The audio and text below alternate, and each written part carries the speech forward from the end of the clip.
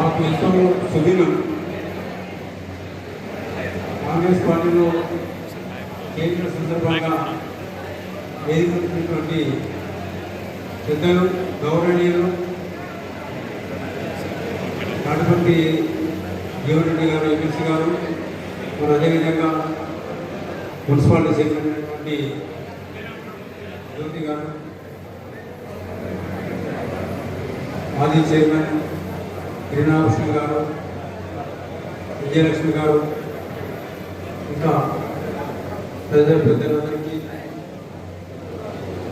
వేదిక ముందు ఉన్నటువంటి ఆశీర్వైనటువంటి మాతృలకు, పెద్దలకు, నాతోటి కార్యకర్తలందరికీ కూడా జరగడం. తెలంగాణ ఉద్యమం ప్రారంభించినప్పుడు కొద్ది మందితో ఇక్కడ మధ్యలో ప్రారంభించినటువంటి ఈ ఉద్యమం కారణాల ఎక్కువ ఎదిగి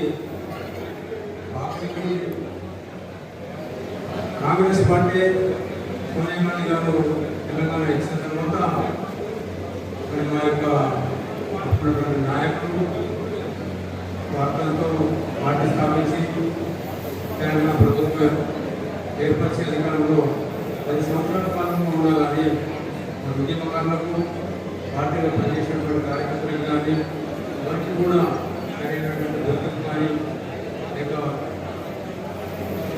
వారికి పదే అడిగినా కానీ ఇటువంటి వారి అభివృద్ధి కొరకు పాటుపడక స్వలాభం కోసం ఇలా కార్యక్రమం చేసుకుని ఈరోజు సహకారంతో వారితో విసివేశాలపై ఆ పార్టీ వదిలి ఈరోజు మరి మన జగిత్యాల నాయకుడైనటువంటి జీవన్రెడ్డి గారి సమక్షంలో కాంగ్రెస్ పార్టీ చేరి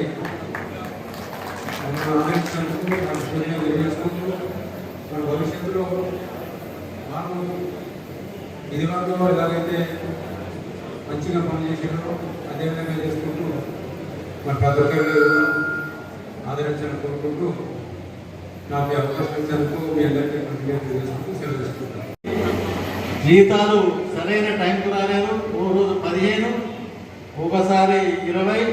ఇంకా మా వ్యవసాయ మార్కెట్ సోదరులకైతే ఒక నెల తర్వాత మరో నెల చివరి వారంలో వచ్చేది. మరి ఈనాడు మన కాంగ్రెస్ ప్రభుత్వంలో మా సీనియర్ సెక్టర్ కానీ, పెన్షనర్లు కానీ, మరి ఉద్యోగులు కానీ చాలా హర్షం వ్యక్తం చేస్తున్నారు. మరి ఈ మార్చి 1కే మరి ఫిబ్రవరి నెల పెన్షన్లు, జీతాలు ఫిబ్రవరి 1 తారీఖుకి రావడం నిజంగా చాలా హర్షం వ్యక్తం చేస్తున్నారు. ఈ కార్యక్రమ సభ అధ్యక్షుడు గౌరవనీయులు పట్టణ కాంగ్రెస్ అధ్యక్షుడు అన్న మోహన్ గారు, అదేవిధంగా ఈ కార్యక్రమానికి ముఖ్య అతిథిగా విచ్చేసి గత 40 సంవత్సరాలుగా ప్రజా జీవితంలో ఉంటూ ప్రజాసేవ ధ్యేయంగా అన్నా అంటే నేనున్నా అని చెప్పి ఈ ప్రాంత ప్రజల మనసులు దోచుకొని ఒక పెద్దన్నగా ఉంటున్నటువంటి గౌరవనీయులు అన్న జీవన్రెడ్డి గారు, అదేవిధంగా బీఆర్ఎస్ నుంచి కాంగ్రెస్ పార్టీలో చేరినటువంటి మాజీ మున్సిపల్ చైర్పర్సన్ జిఆర్ దేశాయ్ గారు, హరి అశోక్ కుమార్ గారు, సతీష్ అడ్వకేట్ గారు, వెంకటేశ్వర్ గారు, వెలుగంద రవి గారు, జేడి గారు, పడార్ సీనన్ గారు, బద్దల గౌరవ్, నాగ కిషన్ గారు, వారితో పాటుగా గత తెలంగాణ ఉద్యమంలో అనేక పోరాటం చేసి వారి వెన్నంటి ఉండి తెలంగాణ రాష్ట్ర సాధనకై సిద్ధించినటువంటి గొప్ప నాయకులందరూ కూడా కాంగ్రెస్ పార్టీ తప్పకుండా మీరందరినీ కూడా కన్న తల్లిగా కడుపులో పెట్టుకొని పెంచుకుంటారని చెప్పి సందర్భంగా తెలియజేస్తూ,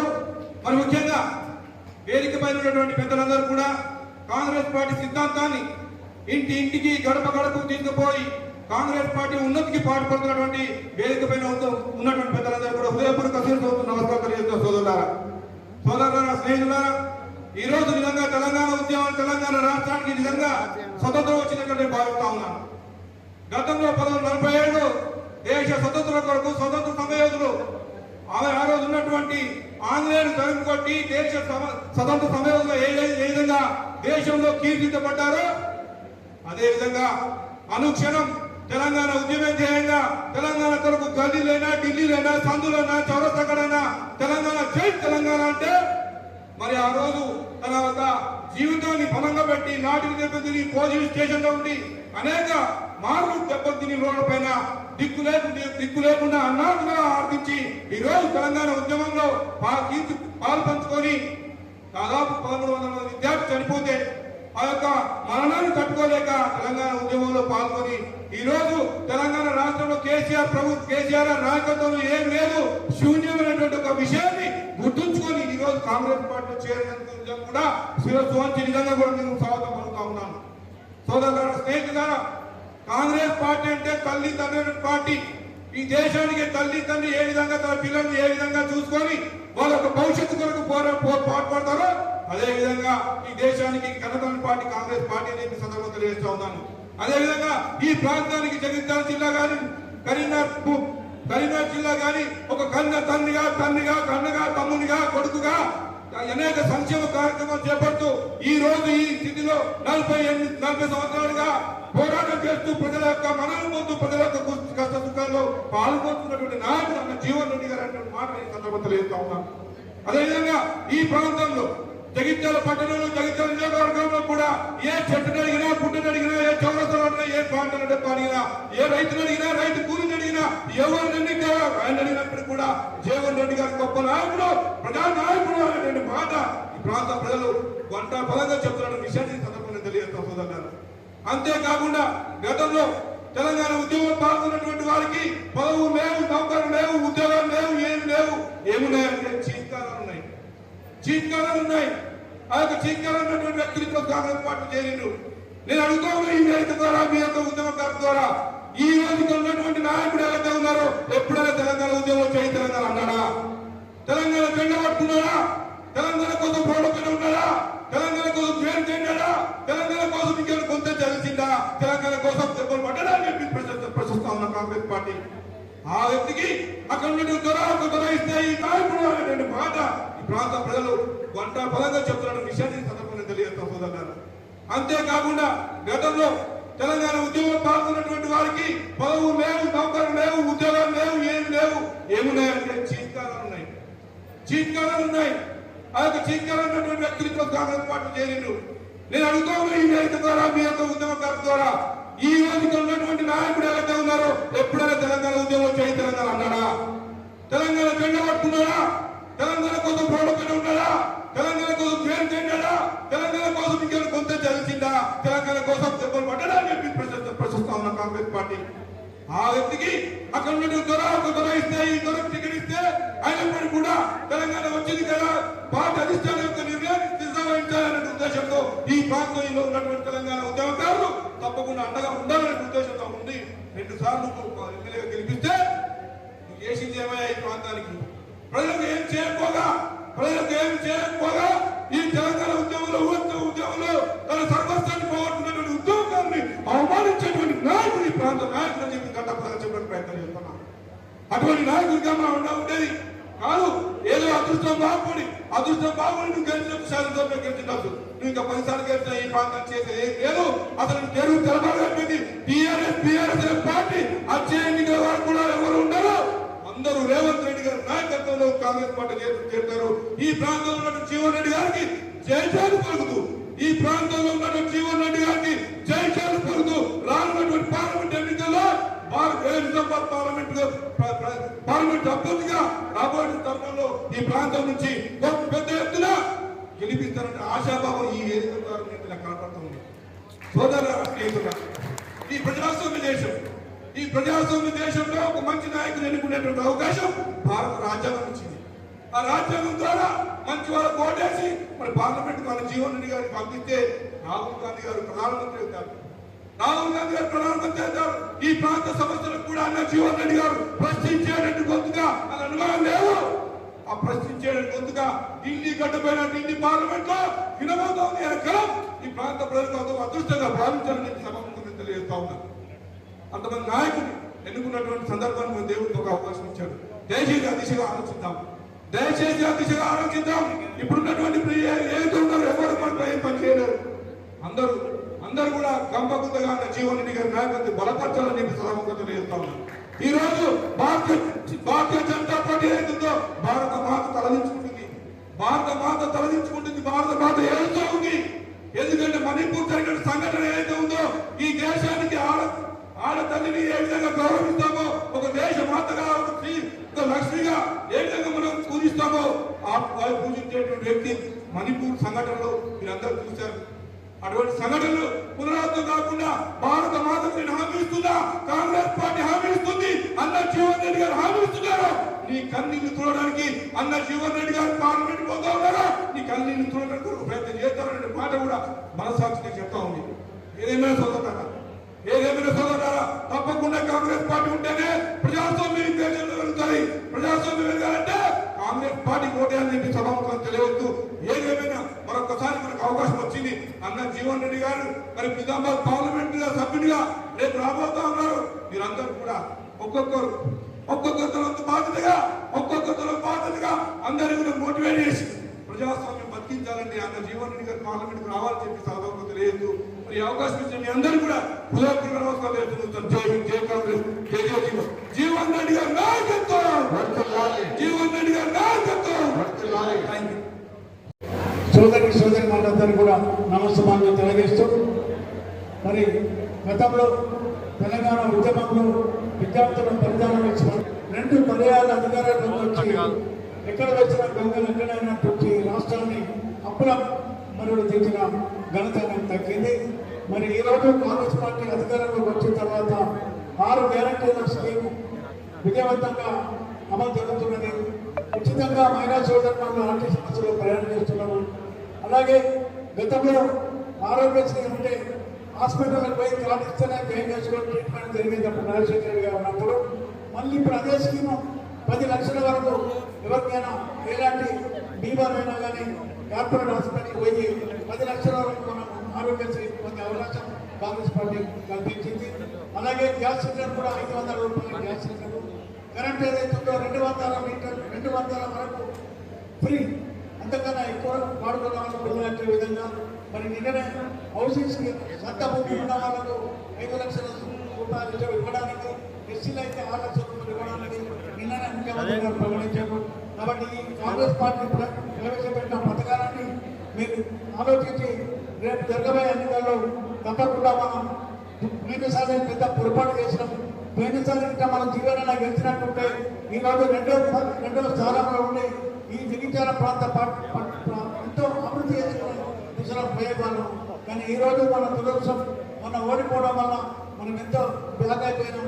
కనీసం ఎప్పుడన్నా మనం దివాన గారిని పార్లమెంట్కి పంపిస్తే ఈ తెలంగాణ వారిని పార్లమెంట్లో మాట్లాడే అవకాశం మనం కల్పిద్దాం. రేపు తప్పకుండా కేంద్రంలో కాంగ్రెస్ పార్టీ వస్తుంది. మన చాలా కూడా కేంద్ర మంత్రిగా అవుతాడు. ఈ ప్రాంత అభివృద్ధికి ఇంకా నిధులు తీసుకొచ్చి ఇంకా అభివృద్ధి మొదల్లో తీసుకొస్తారని చెప్పి కోరుకుంటూ తప్పకుండా మీరు అందరూ అంటూ బ్రహ్మాండం పెద్ద మెజార్టీ నిజామాబాద్ 7 కాన్స్టిట్యూన్సీలో దిగుతాల నుంచే ఎక్కువ మెజార్టీ ఇవ్వాలని చెప్పి కోరుతూ సెలవు తీసుకుంటున్నాను. జై హింద్, జై కాంగ్రెస్.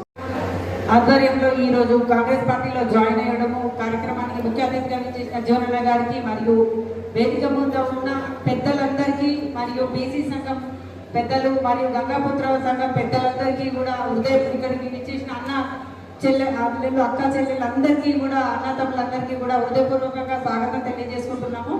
నిజంగా చాలా సంతోషం. ఇందులో ఉద్యమకారులు కూడా చాలా మంది ఉన్నారు. వాళ్ళందరికీ కూడా స్వాగతం తెలియజేసుకుంటూ నిజంగా కూడా తెలంగాణ రావడానికి ముఖ్య కారణమైన కళాకారులను కూడా విస్మరించిన బీఆర్ఎస్ పార్టీ నుంచి తెలంగాణ ఇచ్చిన కాంగ్రెస్ పార్టీకి రావడం ఈరోజు సుముఖత చూపినందుకు మీరందరికీ కూడా ధన్యవాదాలు. నిజంగా సోనియా గాంధీ దయ వల్లనే కాంగ్రెస్ పార్టీ దయ వల్లనే తెలంగాణ వచ్చింది. కానీ తెలంగాణ వచ్చిన తర్వాత ఏ ఒక్కరికి కూడా న్యాయం జరగలేదు.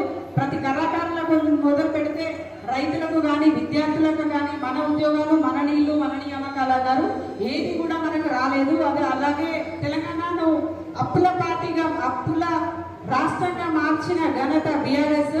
అలాంటి పార్టీని వదిలి ఈరోజు కాంగ్రెస్ పార్టీలో జాయిన్ అవడం, ప్రజా క్షేత్రంలో ప్రజా పాలనలో నడుస్తున్న కాంగ్రెస్ పార్టీని రావడం, ప్రజలకు న్యాయం చేసే పార్టీకి రావడం అనేది నిజంగా సంతోషంగా భావిస్తున్నాము. ఎందుకంటే ఇప్పుడు కాంగ్రెస్ పార్టీలో వచ్చింది అధికారంలో, కానీ మన జగిత్యాలలో మాత్రం న్యాయం జరగలేదు. ఇప్పుడు న్యాయం చేయడానికి అవకాశం వచ్చింది కాబట్టి ప్రతి ఒక్కరు సపోర్ట్ చేసి ఇప్పటికైనా మన జగిత్యాలు బాగుపడే విధంగా ఎంపీ ఎలక్షన్స్ కాంగ్రెస్ పార్టీకి సపోర్ట్ చేయాలని కోరుకుంటూ మరోసారి మీ అందరికీ కూడా ధన్యవాదాలు తెలియజేసుకుంటున్నాను. Thank you. కాంగ్రెస్ పార్టీలో చేరుతున్నందుకు ఇక్కడికి విచ్చేసిన ముఖ్య అతిథిగా ఎమ్మెల్సీ జీవన్ రెడ్డి గారికి, మాజీ మున్సిపల్ చైర్మన్లు దేశమన్న గారికి, సభకు విచ్చేసిన అక్కలకు, చెల్లెళ్లకు, అందరికీ, అన్నదమ్ములకి, ప్రతి ఒక్కరికి హృదయపూర్వక నమస్కారాలు తెలియజేస్తూ, మీ అందరినీ చూస్తుంటే పండుగ వాతావరణంలా కనిపిస్తుంది. ఎందుకంటే ఇది ఏదో సభకు వచ్చినట్లేదు, జీవనన్న గెలుపు కనిపిస్తుంది. మీ అందరిలో ఎంతో సంతోషంగా ఉన్నట్టు కనిపిస్తుంది మీ అందరినీ చూస్తే. ఇక ముందు ఇప్పుడు ఏంటంటే ఈ ఉద్యమకారులు ఒక్కరి వల్లనో ఉద్యమం కాదు ఇప్పుడు చేయడం వల్ల తెలంగాణ రాష్ట్రం ఒక్కరి వల్ల రాలేదు. ఎంతో మంది ఉద్యమం చేస్తే, ఎంతో మంది ప్రాణ త్యాగం చేస్తే ఈ రాష్ట్రం మనకు వచ్చింది. మరి ఇలాంటి ఉద్యమకారులను వెనుకబడేసి పాపం వాళ్ళకి ఏం న్యాయం జరగకుండా ఇలా చేయడం మాత్రం కరెక్ట్ కాదు. వాళ్ళు ఇప్పటికైనా ఒకటి ఆలోచించుకున్నారు, ఇన్ని సంవత్సరాల తర్వాత ఆలోచించుకొని మరి మాకు కాంగ్రెస్లోకి వెళ్తేనే న్యాయం జరుగుతుంది అని చెప్పేసి ఇక్కడికి వచ్చి ఈరోజు జీవనన్న సమక్షంలో ఇక్కడికి చేయడం చాలా సంతోషంగా ఉంది. ఇప్పుడు ఏంటంటే మనం ఒకరి వల్ల రాలేదు కాబట్టి రాష్ట్రం ఆ రోజు సోనియమ్మ ఆలోచించి పాపం ఎంతో మంది ప్రాణత్యాగం జరుగుతుంది, ఎంతో మంది ఉద్యమం చేస్తున్నారు, ఇప్పటికైనా మనం ఈ రాష్ట్రాన్ని ఇవ్వాలి అని చెప్పేసి తను ఆ రోజు ఆలోచించి ఆ రాష్ట్రం ఇవ్వడం వల్లనే ఇవాళ మనకి ఈ రాష్ట్రం వచ్చింది. ఒకరి వల్ల జరగలేదు ఇది. ఈరోజు ప్రతి ఒక్కరుని చూస్తుంటే చాలా సంతోషంగా ఉన్నది. ఎందుకంటే ఇప్పుడు జగిత్యాల్లో ఉన్న ప్రతి ఒక్కరు కాంగ్రెస్లోకి వచ్చేస్తున్నారు. దీనివల్ల ఇప్పుడు ఏంటంటే మనం ఖచ్చితంగా జీవనాన్ని గెలిపించుకునే అవకాశం ఉంది. ఇక ఇప్పుడు జరగబోయే ఎన్నికలలో ఎంపీ సీట్ ఖచ్చితంగా మనకు వస్తుంది, మనం గెలిపించుకుంటున్నాం. అందరూ దానికోసం కృషి చేయాలి, ఖచ్చితంగా అందరూ పాటుపడాలి.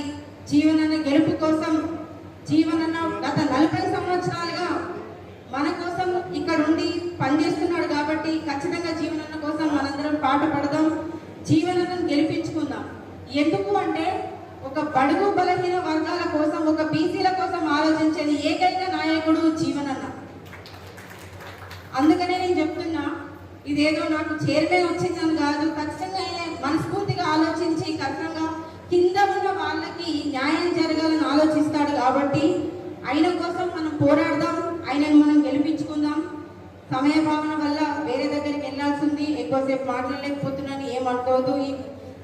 మా అందరి తరఫున అందరూ సార్ చెప్తూ మరి వచ్చే పార్లమెంట్ ఎన్నికల్లో ఆల్ ఇండియా కాంగ్రెస్ కమిటీకి రాహుల్ గాంధీ గారికి సన్నిహితంగా మిగిలి రాహుల్ గాంధీ గారి స్వయంగా ఆ ఢిల్లీ అయ్యి అని చెప్పేసి పిలుచుకుంటున్న తరుణంలో యావత్ నిజామాబాద్ సెగ్మెంట్లో 7 నియోజకవర్గాల్లో కూడా మరి జగిత్యాల పట్టణాన్ని, జగిత్యాల నియోజకవర్గాన్ని కలుపుకొని అఖండ మెజారిటీతో మనం గెలిపించుకోవాల్సిన ఆవశ్యకత, బాధ్యత మన ఎందున్నది. ముఖ్యంగా 6 గ్యారెంటీల పథక వ్యూహరచన చేసింది ఎవరో కాదు, మరి మన జీవనాన్ని వాస్తవం చెప్పాలి. ముఖ్యమంత్రి గారు జీవనాన్ని స్వయాన ఎన్నో సలహాలు తీసుకుంటూ నిత్యం రేవంత్ రెడ్డి గారు జీవనాన్ని సలహాతో యావత్ క్యాబినెట్ అంతా ముందుకు పోతున్న మాట వాస్తవం చెప్పడం తప్పదు. అదేవిధంగా మన కళ్యాణ లక్ష్మి ఆడబిడ్డలకు కళ్యాణ లక్ష్మితో పాటు తులం బంగారం కార్యక్రమాన్ని కూడా మరి చేపట్టి దాన్ని ప్రణాళికలో చేర్పించిన విషయం జీవనాన్ని చెప్పక తప్పదు. అదేవిధంగా యావత్ కరీంనగర్ జిల్లాలో కూడా ఎన్నో రకాల అన్ని విద్య, వైద్య, రోడ్లు, మౌలిక వసతులన్నీ గత 3-4 దశాబ్దాలుగా ఎన్నలేని సేవ చేస్తూ మన నుండి మన ప్రజా సంక్షేమం కోరుకుంటున్న పెద్ద మనసున్న మన జీవనను తప్పకుండా మీరంతా ఇక్కడ ఉన్న వాళ్ళంతా అందరూ దాదాపుగా 30-40 సంవత్సరాలు దాటిన వాళ్ళు ఉన్నారు. మరి మన పిల్లలు ఒక మేనియాలో ఉన్నారు, మతతత్వ మేనియాలో ఉన్నారు. దయచేసి ఒక అవేర్నెస్ తీసుకొచ్చి ప్రతి ఇంట్లో ముఖ్యంగా యువకులకు వాళ్ళ బ్రెయిన్ వాష్ చేసి కాంగ్రెస్ పార్టీని యావత్ భారతదేశంలో మనం ప్రతిష్టాత్మకంగా ప్రభుత్వం తీసుకొచ్చే బాధ్యత చెప్పాలని ఆ దిశలో జీవనంలో గెలిపే మొదటగా మనం వారందరికీ చెప్పి అవేర్నెస్ తీసుకొచ్చి ఈ మతమైన ముసుగుని బయటపడే విధంగా మీరంతా కూడా వేదిక పైన ఉన్న వాళ్ళు, వేదిక ముందున్న వాళ్ళు, మహిళా వాళ్ళందరూ కూడా మరి ఆ మత పిచ్చిలో పోకుండా మనం కాంగ్రెస్ పార్టీకి మద్దతు ఇస్తూ జీవనాన్ని అఖండమైన మెజారిటీతో గెలిపించాలని వేదల్లా కోరుకుంటూ మరి అవకాశం ఇచ్చిన మీ అందరికీ కూడా హార్దిక హృదయపూర్వక జైటల్ పట్టణానికి సంబంధించి గడిచిన దశాబ్దాల కాలం నుండి పెద్దలు జిఆర్ కేశయ్య గారితో పాటుగా వారి మిత్రులు సహచరులు ఈరోజు కాంగ్రెస్ పార్టీలో చేయడానికి ముందుకు రావటం నిజంగా మీ శుభ పరిణామంగా భావిస్తామని చెప్పండి. అర్థమవుతుంది మీరు ఇంతమంది నాకు ప్రతికూలంగా పనిచేస్తే నేను దగ్గరికి చెప్పేది ఇక్కడ ఏదైతే దాదాపు వేదిక పైన ఒక 100 మంది ఉన్నారు.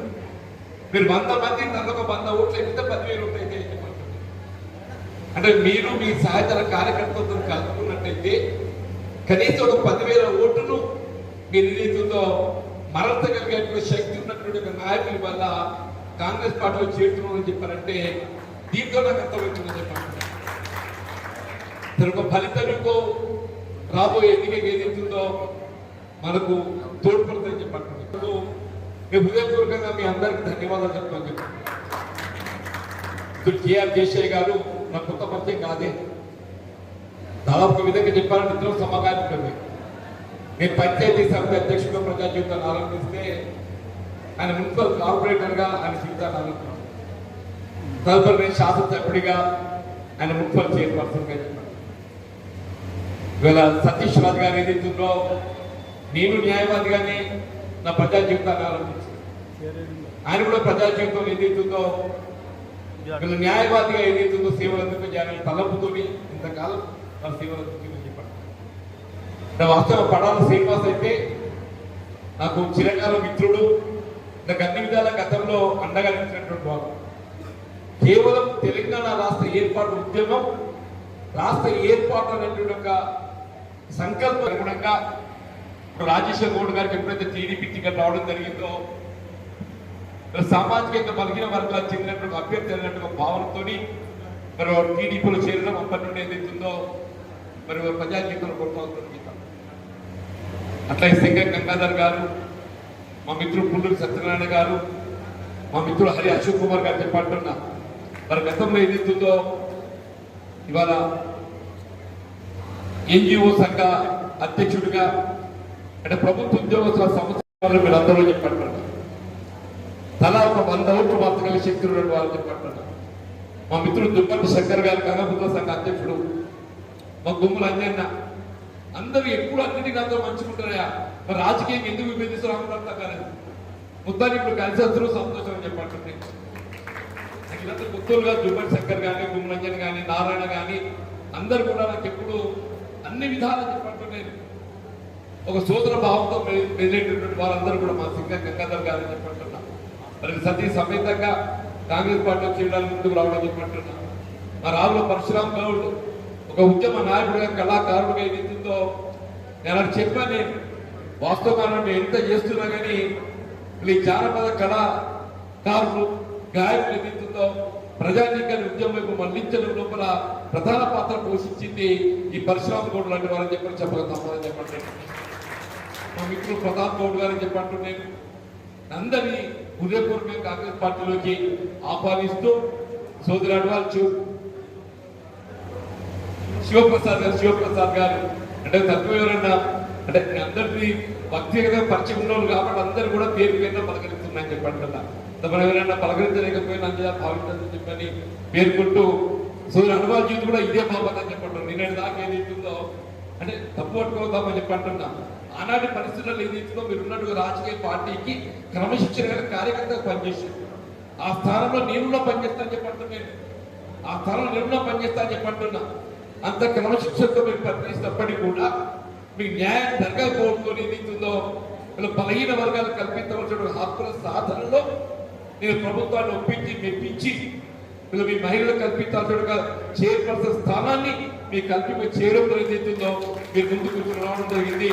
హృదయపూర్వకంగా మీకు అందరికీ హృదయ స్వాగతం చెప్తూ, వాస్తవంలో 400 రూపాయల సిలిండర్ పుట్టి ఇలా 1000-1100 అయిందా కాలేదు తల్లి. మరి దీనికి కారణం ఎవరు? కేంద్రంలో అధికారంలో ఉన్నట్టుగా ఎన్డీఏ ప్రభుత్వం, భారతీయ జనతా పార్టీ అని చెప్పండి. మరి ఏ దేశం వెలుగుతోంది అని పేర్కొంటున్నారో అదే భారతీయ జనతా పార్టీ ఆడబిడ్డల కన్నీటికి కారణమయ్యే విధంగా సిలిండర్ పుట్టి పెరుగు ఏదైతుందో బీజేపీ కారణం అవుతుందా కాదా ఆలోచించడం తెలియజెప్పండి. కానీ కాంగ్రెస్ పార్టీ ఆడబిడ్డలను హక్కులు చేసుకునే విధంగా ఏ కేంద్ర ప్రభుత్వం భారతీయ జనతా పార్టీ మీపై ప్రతి నెల ఏదైతుందో 500-600 అధిక భారం మోపే నిర్ణయం తీసుకుంటే ఆ భారాన్ని ఏదైతుందో నేను మోస్తా అని చెప్పని సోనియా గాంధీ గారి ఆలోచన సూచనకు అనుగుణంగా రేవంత్ రెడ్డి గారు ఏదైతుందో 500 రూపాయలు మీరు చెల్లిస్తున్న ఆర్థిక భారాన్ని కాంగ్రెస్ పార్టీ పరిస్థితి దయచేసి ఆలోచించండి చెప్పండి. నేను ప్రతి ఇల్లు ఏదైతుందో 200 రూపాయలు 200 యూనిట్లు అని చెప్పంటే కేవలం 5 రూపాయల దగ్గర కడితే 1000 రూపాయలు ఖర్చు వస్తుందమ్మా. ఇక్కడ కూర్చున్న తల్లులు అందరికీ కూడా మేము నెలకు 1000 రూపాయలు మాఫ్ అవుతున్నామా. ఇక్కడ కూర్చున్న ఆడబిడ్డలకు అందరు కూడా చెప్పంటున్నా నేను, మీరందరూ కూడా 200 యూనిట్లు కాల్చేవారే. మీకు అందరికి నెలకు 1000 రూపాయలు మాఫీ అవుతుంది తల్లి. నెలకు 1000 12 మాసాలకి ఎంత? 12,000 రూపాయలు మాఫీ అవుతుందమ్మా. 12,000 తల్లి అని చెప్పంటున్నా నేను. 12,000 ప్లస్ సిలిండర్ పుట్టి మీద ఒక 400 రూపాయలు మీకు ఆదా లభించిన కానీ 12 45 అదొక 5,000. 12 ఎంత అవుతుందన్న 17,000 అవుతుంది కదా. 17,000 ప్లస్ ఏదైతుందో రవాణా భారత్ తల్లి. నేను పెట్రోల్ డీజిల్ ధరల పెరుగుకు ఎవరు కారణం? కేంద్ర ప్రభుత్వం తల్లి అని చెప్పిన కేంద్ర ప్రభుత్వం చెప్పండి. ఒకప్పుడు 2014లో అంతర్జాతీయ మార్కెట్ లో ఇవాళ పెట్రోల్ డీజిల్ ముడిసరికి అయినటువంటి క్రూడ్ ఆయిల్ $105 ఒక బ్యారెల్. $105 బ్యారెల్ ఉన్ననాడు డీజిల్ 50-55 రూపాయలు ఉండేది. ఇవాళ ఎంతైంది? అదే బ్యారెల్ క్రూడ్ ఆయిల్ ఏదైతే $105 $70 కుదించబడి తగ్గిపోయింది. మరి బ్యారెల్ క్రూడ్ ఆయిల్ ధర తగ్గితే పెట్రోల్ డీజిల్ తగ్గాల పెరగాలే. క్రూడ్ ఆయిల్ ముడి సరుకు ధర తగ్గింది. మన దేశంలో ఏదైతుందో పెట్రోల్ డీజిల్ ధర రెట్టింపు అయిపోయింది. 50 రూపాయల డీజిల్ ఏదైతుందో ఇవాళ 90-99-100 రూపాయలు అయిందమ్మా చెప్పంటున్నా. ఈ భారత ఎవరి మీద పడుతుంది? సామాన్య మీద పడుతుంది చెప్పంటున్నా. ఇది నిత్యావసర వస్తువుల ధరలకు పెరుగుదల కారణం ఎవరు? కేంద్ర ప్రభుత్వం యొక్క ఆలోచన విధానం అని చెప్పంటున్నాను. వీళ్ళ కేంద్ర ప్రభుత్వం ఏదైతుందో రవాణా ఛార్జీ పెరుగుతూ కారణమైనటువంటి ఒక డీజిల్ దాన్ని అదుపు చేయలేకపోవడం ఏదైతుందో మనం అవసరమైన నిత్యావసర వస్తువుల ధరలు పెంచామని చెప్పంటున్నాం. దాన్ని మనం భారం కాకుండా చూడాలని భావన ఆలోచనతో రాష్ట్ర ప్రభుత్వం సోనియా గాంధీ గారి ఆలోచన సూచనకు అనుగుణంగా మన గౌరవ ముఖ్యమంత్రి రేవంత్ రెడ్డి గారు ఏదైతుందో రాష్ట్ర రోడ్డు రవాణా సౌకర్యం నిర్వహించిన బస్సులలో మీకు ఉచిత బస్ ప్రయాణ సౌకర్యం కల్పించడం తల్లి. మీరు ఎక్కడైనా పోయినావా మీకు టికెట్ లేకుండా 0 టికెట్ తో ఏదైతుందో ఎక్కడైనా ప్రయాణం చేయొచ్చు. చేయడం తల్లి.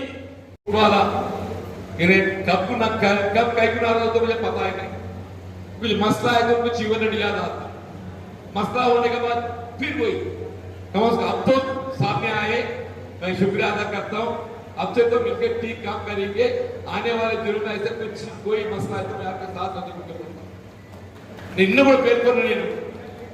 వీళ్ళ జగిత్యాల పట్టణం అనేది యావత్ రాష్ట్రానికి ఆదర్శంగా నిలిచే విధంగా చెప్పంటున్నా. मैं अभी भी मैं आपको क्या दिलाना चाहता हूं. मैं మొత్తం రాష్ట్రంలో ఎక్కడ కూడా సైబజార్ అంగడి చిట్టి రద్దు చేసినట్టు ఉదంతం లేదు. కేవలం మొత్తం ఉమ్మడి రాష్ట్రంలో చెప్పంటున్నాను. ఉమ్మడి రాష్ట్రంలో సైబజార్ అంగడి చిట్టి రద్దు చేయబడ్డటువంటి ఒక ఏకైక మున్సిపాలిటీ జగిత్యాల మున్సిపాలిటీ చెప్పంటున్నాను. రోజుకి 20 రూపాయలు అంటే నెలకైతే 600 రూపాయలు అయితే 20 36 అయితే 12 మాసాల 12 ఆర్ల 70 रेट 7,000 सालाना 7,000 रुपए मैं आपको फायदा करवाया हूं सर. समझो 20 साल से ये फायदा हो रहा है आपको. 20 साल से 7,000 हिसाब रखे तो 20 సంవత్సరాలు ఇంటూ 7 ఎక్కడ దగ్గర ఎరిగైనా 1,40,000 చెప్పంటున్నా. జగిత్యాలలో ఇవాళ నిరుపేద వర్గాలు రోడ్డుపై ఎదుగుతూ తోపుడు బండ్లే కానీ చిరు వ్యాపారులు ఎవరైతే వాళ్ళ జీవనోపాధి మరి ఇక్కడ పొందడం జరుగుతుందో అటువంటి వారికి అందరికీ ఎదుగుతుందో ఈ 20 సంవత్సరాల కాలం లోపల వారు ₹1,00,000 ఆర్థికంగా నేను సహాయం చేయగలని చెప్పారంటే నాకు అంతకంటే తృప్తి ఏం కావాలని చెప్పంటున్నాను. సరే అప్పుడప్పుడు అంటారు ఏం చేసినా జీవనుడు ఇంతకంటే ఏం చేయాలని చెప్పంటున్నా. నిరుపేద వర్గాలకు ఏదైతుందో వారి మున్సిపాలిటీకి వెళ్ళి విధించేటువంటి యొక్క పన్ను ఏదైతుందో ఈ 20 సంవత్సరాల కాలంలో ₹1,00,000 మీ మినహాయింపు పెట్టగలిగారని చెప్పుకుంటున్నా. అది తృప్తి నాదా నేను అంతకంటే ఏముంటుంది నా చెప్పంటాను. నేను కొంత మార్పు కోరుకున్నాం. బేసిక్గా తెలంగాణ రాష్ట్ర ఏర్పాటు ఉద్యమం ఎందుకు వచ్చిందే? ఉమ్మడి రాష్ట్రంలో కాంగ్రెస్ పార్టీ తక్కువ చేసి కాదు.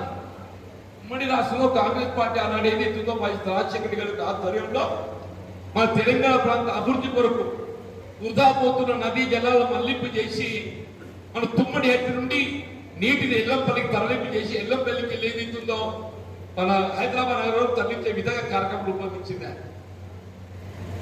అయినా కానీ ఏదైతుందో మాకు స్వయం ప్రతిపత్తి కావాలి, మా ప్రాంతాన్ని పరిపాలించేటువంటి ఒక అవకాశం మాకే కావాలి, స్థానికత ప్రాతిపదికన ఉద్యోగ అవకాశం కల్పించబడాలని భావనతో ఏదైతుందో మిత్రులు ఉద్యోగం చేసిందని చెప్పండి.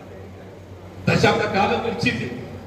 నేనే పేర్కొని నేను 2014లో వచ్చిన ఎన్నికలు ఏదైతున్నదో అందరూ కూడా కేసీఆర్ గారు ఏదైతుందో ఉద్యమ నాటకం భావించడమే చెప్పండి. 2014 కానీ 18 కానీ 2 పర్యాయాలు ఏదైతుందో తెలంగాణ రాష్ట్ర సమితికి పట్టం కట్టడము మన ఉద్యమ నాయకుడు గుర్తించింది, ఉద్యమ నాయకుడు భావించింది. ఉద్యమ ఆకాంక్ష నెరవేర్చబడాలని చెప్పంటే టీఆర్ఎస్ పార్టీలో మాత్రమే సాధ్యమవుతున్న భావనతో 2 పర్యాలు టీఆర్ఎస్ పార్టీకి అవకాశం కల్పించింది. 10 సంవత్సరాల అవకాశం కల్పిస్తే ఉద్యమ ఆకాంక్షలు నెరవేర్చబడ్డాయా? ఉమ్మడి రాష్ట్ర పాలన కన్నా మెరుగైన పాలన కల్పించబడ్డదా? మనం ఆశించే ఫలాలు పొందలేకపోయినాం కాబట్టి ఏదైతుందో మన 2023లో ప్రజలు మార్పు కోరింది. ఆ మార్పు సంకేతం వీళ్ళ రాష్ట్రంలో కాంగ్రెస్ ప్రభుత్వ పాలన గౌరవ ముఖ్యమంత్రి రేవంత్ రెడ్డి గారి ఆధ్వర్యంలో ఆ మార్పు మనం గమనిస్తూ చెప్పండి. దయచేసి ఆలోచించడం చెప్పండి. ఇది మనం ఆశించిన మార్పు అమ్మ తల్లి అని చెప్పంటున్నా. ఇంతమంది ఆడబిడ్డలు వచ్చిందమ్మా, ఆడబిడ్డ గృహ భారం అంటే ఒరుమోస్తారు తల్లి మీరు మోస్తారమ్మా అని చెప్పంటున్నా. ఆడబిడ్డ చిన్న ఉదాహరణ చెప్తారమ్మా. 2014లో సిలిండర్ ఫుడ్ ఎంతుంటున్నావా? ₹400 ఉన్నాయి. ఇవాళ ఎంతైందమ్మా? 1011 నడుస్తుంది. నిజమా తల్లి? మరి 1011 దయచేసి ఆగండి. ఆయనసేపు వాళ్ళు ఉన్నారు. వీళ్ళందరికీ ఏదైతుందో రోజుకు అటొక్క 20 కానీ ₹40 మిగులుతుందమ్మా. నెలకి 25 రోజులు ప్రయాణం చేస్తే 20 × 40 ఎంతైతుందన్నా? ₹800. నెలకి 800 అంటే సంవత్సరానికి ఎంత అవుతుంది? 12 × 8 ₹9,600 10,000 అని చెప్పండి. నేను ముందు చెప్పిన 12,000 ప్లస్ 5,000 17,000 17,000 ఇంకొక 10,000 అంటే ప్రతి ఆడబిడ్డకు ప్రతి కుటుంబానికి రాష్ట్రంలో కాంగ్రెస్ ఏర్పడ్డ తదుపరి 3 మాసాల కాలంలో ₹27,000 సంవత్సరం లాభం చేసినట్టు పార్టీ కాంగ్రెస్ పార్టీ చెప్తాను. ఇంత మార్పు జరిగితే ఒక్కొక్కరు మాట్లాడుతుంటారు ఏమైనా ఊర్రాయన 10 ఏళ్ళు కానీ చెయ్యని పని మేము 4 వంతులు చేస్తే ఏమైనా తల్లి? బీజేపీ 10 ఏళ్ళే తల్లి దేశంలో రాజ్యం చేయబట్టి. టీఆర్పీ మీద 10 ఏళ్ళు రాజ్యం చేసింది. ఎవరైనా ఈ ధరలు పెరగడం మీరు కారణం కాదా తల్లి? నేను నాకు ఇల్లు కట్టిస్తా అని చెప్పాను. ఏమైనా నీ ఇంట్లో చెప్పడుతున్నాను. ఆనాడు 2008-9లో నేను శాసనసభ్యుడే ఉన్ననాడు జగిత్యాల పట్టణంలో రాష్ట్రంలో ఎక్కడ లేని విధంగా హైదరాబాద్ నగరం తప్ప ఎక్కడ కూడా 4,000 ఇళ్ళు మంజూరు కాలేదు. కేవలం జగిత్యాల పట్టణంలో 4,000 ఇళ్ళు మంజూరు చేసి ఆ 4,000 ఇళ్ళు నిర్మాణం కావాల్సిన భూ స్థలాన్ని సేకరించి 200 ఎకరాల ఒక పెళ్లి 200 ఎకరాల బాధ్యత పట్టు. నేను ఏదైనా డబుల్ బెడ్రూమ్ 3 అంతస్తులు కాదు. ఇలా ఏం కట్టిన తల్లి 3 అంతస్తులు కిందోడు కింద మీటోడు మీద నడిపినోడు నడిగా ఎవడెక్కడో వెళ్ళి తెలియదు తల్లి అని చెప్పట్టు. నేను మీ ఊరుపతి కిందోడికి శానిటేషన్ పురుగు ఈ నడినోడితో వాడిగా ఇవాళ సంగతి చెప్పాలా తల్లి చెప్పంటారు. కానీ కాంగ్రెస్ అట్లా కాదు తల్లి. నీ సొంతం 100 గజాలకు ఇచ్చిన నీ 100 గజాలకు సొంతం ఇచ్చిన నీ వారసత్వంగా చెప్పంటు నేను. ఇలా ఇల్లు ఏదైతుందో నిర్మాణం చేపట్టబడే విధంగా మంజూరే కాదు, శాశ్వతంగా తరతరాలుగా నీ వారసత్వం అయితే విధంగా ఏదైతుందో ఈ నీ ఇల్లు నిర్మాణ ప్రతిపాదన ఘనత కేవలం కాంగ్రెస్ పార్టీ పద్ధతి చెప్పండి. అటువంటి ఇళ్ళని ఇవాళ మంచి అర్థం అనిపించిందా? నేను చెప్తున్నా దేవుని దయ. నేను ఎన్నికల్లో ఆశీర్వాద పొందలేకపోవచ్చు కాక, కానీ రాష్ట్రంలో కాంగ్రెస్ ప్రభుత్వం అధికారానికి వచ్చింది. రాష్ట్రంలో కాంగ్రెస్ అధికారం రావడంతో మన ప్రాంతంలో అర్థాంతరం నిలిచిపోయినటువంటి గృహ నిర్మాణం మన ఎన్నికలు ఏదైతుందో ఆదరగా మొత్తం పట్టా పంతులు అని చెప్పని పనిచేసిందా. మరి ఇల్లు పట్టా ఇస్తే ఇల్లు వాళ్ళకు అందులో ప్రవేశానికి అయితే అనుమతి ఇవ్వాలి కదా. నేను అడుగుతున్న మిత్రుడు శాసనసభ్యుడు సంజయ్ బాబు గారు, నువ్వు ఏ ఆదరాబాద్లో ఇల్లు పంపిణీ చేసినావో వాళ్ళకి ఇంట్లో ప్రవేశానికి ఏదైతే అవకాశం కల్పించాలి కదా. నేను డబుల్ బెడ్రూమ్ ఇంట్లో ఎవరైనా ఇంట్లో ఉంటున్నారు తల్లి, దానికి కరెంటు లేదు, తాగుతానికి నీళ్ళు లేవు, శానిటేషన్ లేదు, ఇంకెక్కడుంటారబ్బా. అసలు మౌలిక సదుపాయాలు లేకుండా ఓటు వచ్చింది కదా తొందరగా చెప్పని 4,000 ఇంటూ ఇంటి 4 ఓట్లు లెక్క పెడితే 16,000 ఓట్లు అని చెప్పండి. 4,000 ఇంటూ 4 ఇంటికి 4,000 పెడితే 4 ఎంతైతే 16,000 అంటున్నా. మా మిత్రులు అందరూ కూడా దానికి తోడు ఈ మా దేశానికి చెప్పుకుంటాడు సలహా సూచనలు. ఆయన మొత్తం గీతాల గీతలో ఫస్ట్ దేశాయన. రేపు మన ఇక్కడ గీతల గీత నాకు కూడా మన సంజయ్ బాబు గీత గీసి గెలిపించిండో రేపు నన్ను కూడా గెలిపించాలో చెప్పండి. తప్పకుండా గెలిపించాలని విశ్వాసం చెప్పండి. ఇలా 16,000 ఓట్లు మార్పించగలిగితే ఎవరు ఇక్కడ కూర్చున్న మీరు తల్లి మీరే చెప్పండి. నేను ఏమని గెలిచిందని చెప్పంటున్నా. నువ్వు ఎందుకు దూరం చేసుకున్నాడు కాపాడు బాధ్యత మీరు లేకుండా. ఇలాగే ఎన్నికలు గెలిచేంత వరకు మీరు కావాలి. ఎన్నికలు గెలిపి అయిపోయిన తర్వాత మీ అవసరం తీరిపోయింది. మీరేమేమి పర్వాలేదు. దయచేసి ప్రజా జీవితం శాశ్వత కొనసాగాలని చెప్పంటున్నా. పదవి హోదా కాదు, అధికార హోదా కాదు, పదవి శాశ్వతం కాదు అని చెప్పంటూ మీరు నా 40 సంవత్సరాల ప్రజా జీవితంలో నేను అనేక మంది చూసినా. నా 40 సంవత్సరాల ప్రజా జీవితంలో 6 సార్లు ఎమ్మెల్యే మీ దయతోని, ఒకసారి శాసన మండలికి ఎంపికైనా, 2 సార్లు మంత్రి అయినా చెప్పంటూ నేను. నాకు వచ్చిన అవకాశంతో ఈ ప్రాంత అభివృద్ధి వరకు ఏదైతుందో జగిత్యాల నియోజకవర్గం తెలంగాణ ప్రాంతంలో కాదు ఉమ్మడి రాష్ట్రంలో అగ్రగామిని ఘనత కాదు అని చెప్పంటూ మాట్లాడుతున్నా. జీవన్ రమ్మను హరీష్ రావు గారిని కేటీఆర్ గారిని చెప్పంటున్నా. 2014 ముందు సిద్దిపేట ఉండనే, 2014 ముందు సిరిసిల్ల ఉండని చెప్పంటూ నేను. 2014 ముందు ఏదైతుందో నీ సిరిసిల్లలో జేఎన్టీ కాలేజ్ ఉన్నదే. 2014 ముందు వ్యవసాయ కళాశాలతో సిద్దిపేట ఏది లేదు. కానీ జగిత్యాల ఏదైతుందో కరీంనగర్ ఉమ్మడి జిల్లాలో ఆనాడు 2014 పూర్వం వీళ్ళ శాతవాహన యూనివర్సిటీ ఏర్పాటు చేసిన విద్యార్థులుగా చెప్పండి. నా దూరదృష్టితోని విద్యార్థులకు ఏదో విద్యా ప్రధానం చెప్పంటున్నా. నిరుద్యోగ యువతకు శిక్షణ, ఎంప్లాయ్మెంట్, ట్రైనింగ్ కావాలని చెప్పంటున్నా. దానికన్నా నా శిక్షణ చేయడం కార్యక్రమాన్ని ఏర్పాటు చేసినట్టు. ఏదైనా ఏదైతుందో ప్రజా జీవితం ఒక దారితో ముసేది కాదు, ప్రజా జీవితం ఒక దారితో ముసేది కాదు అని చెప్పంటున్నా. మన చిరుతకాలం కొనసాగడమే ప్రజా జీవితం అని చెప్పంటున్నా. నేను అనేక ఒడిదుడుకులు చదివించు, అనేక ఒడిదుడుకులు చదివించు అని చెప్పంటున్నా. 81లో ప్రజా జీవితానికి ఆరంభిస్తే 2023 అని చెప్పంటున్నా. అంటే 42 సంవత్సరాల సుదీర్ఘ ప్రజా జీవితం జగిత్యాలే కాదు ఆయన యావత్ తెలంగాణ రాష్ట్రంలో ఇప్పటికి పదవి హోదాలో ఉన్న సీనియర్ నాయకులల్లా నేను ఒక్కనే మీరున్న తర్వాత కేసీఆర్ నా తర్వాతనే. నేను 83 ఎమ్మెల్యే మంత్రి అయినా. కేసీఆర్ ఎమ్మెల్యే ఎప్పుడైందో 85లో అయిందో చెప్పండి.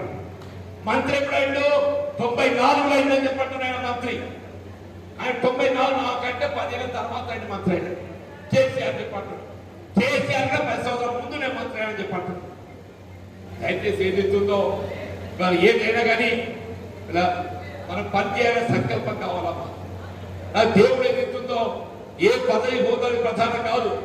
ఏ పదవి ఉన్నా లేకున్నా ఏ హోదా ఉన్నా లేకున్నా నాకున్నటువంటి అనుభవంతో తల్లి నాకు అనుభవంతో చెప్పండి అంక వరకు అని చెప్పంటూ నేను లెక్కలు చెప్పి నేను ఆఖరి మంతుల వండైనా కానీ టెలిఫోన్తోనైనా కానీ ఏదైతుందో ప్రజావతం తీర్చే విధంగా నిరుపేద వర్గాలకు అన్యాయం చేయే వ్యక్తిత్వం నాది అని చెప్పంటూ సమాజంలో నిరుపేద వర్గాలు తల్లి దళితులు బలహీన వర్గాలు అల్పసంఖ్యాక వర్గాలు ఆడబిడ్డలు చెప్పంటూ నేను ఇటువంటి వారి కొరకు తోడ్పడకుంటే అండగా నిలవకుంటే ప్రజల చేతి ఎందుకు చెప్పండి నా యొక్క ఏకైక లక్ష్యం నా యొక్క ఆలోచన విధానం నిరుపేద వర్గాలు తోడుండాలి యువత తోడుండాలని చెప్పంటున్నా ఉపన్యాసాలకే పరిమితం కాదు నేను మాట్లాడే ప్రతి మాట కట్టుబడి ఉండాలని చెప్పంటున్నా అది ఏ రాజకీయ పార్టీ కానీ కాంగ్రెసే కానీ బీజేపీ కానీ టీఆర్ఎస్ కానీ అందరూ అంటారు కాంగ్రెస్ అంటే అప్ప కొడుక కాంగ్రెస్ అప్ప దొంగలు అని చెప్పండి నేనంటూ ఎవడు దొంగనే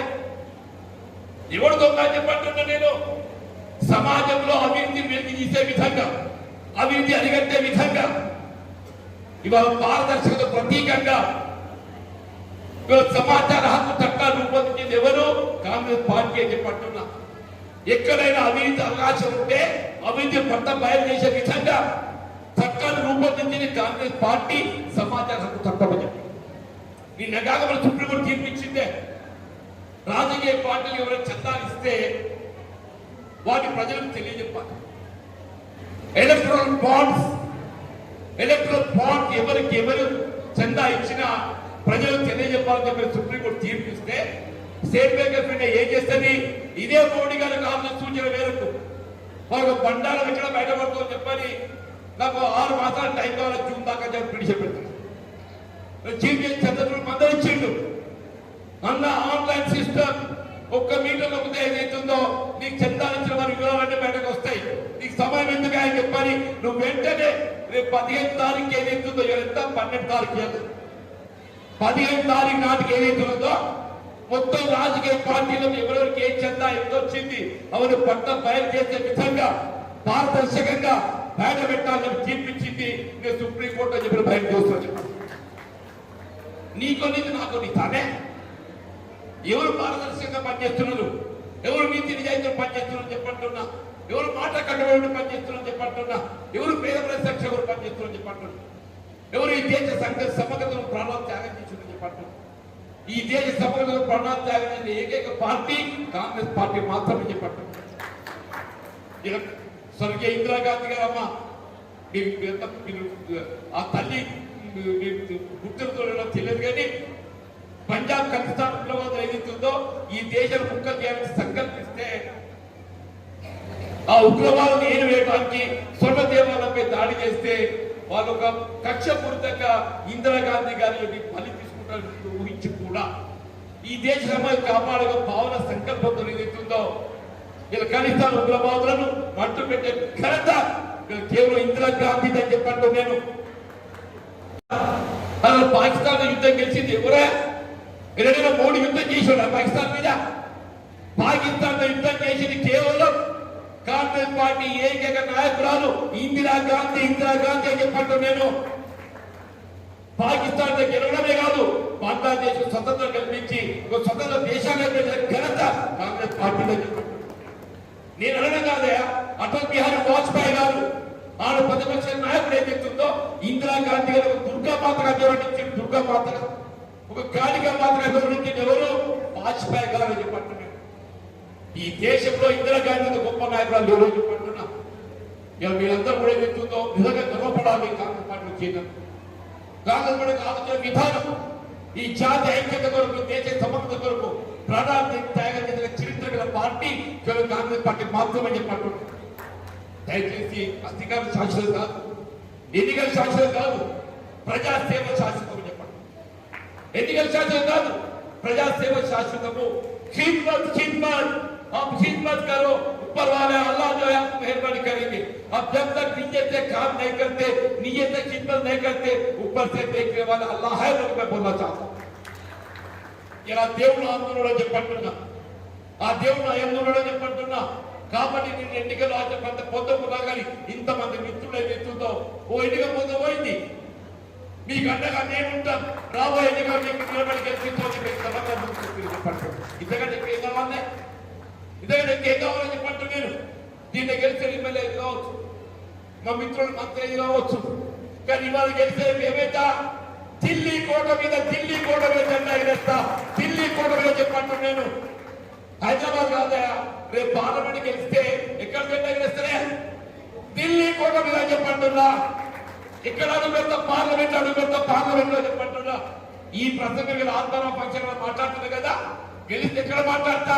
ఢిల్లీ పార్లమెంట్ లో మనం చెప్పాలి, చెప్పంటున్నా. దయచేసి ఏదైతుందో ఆ కిందాక మీకు అందరికీ నేను చేతులకు నమస్కరిస్తూ, మీరందరూ అండగా నిలవడానికి ముందుకు వచ్చినందుకు ధన్యవాదాలు చెప్తూ, నేను ఇవాళ మీ ఆలోచనకు అనుగుణంగా నా జీవితకాలం జగిత్యాల ప్రాంత అభివృద్ధి కొరకు చెప్పంటున్నాను.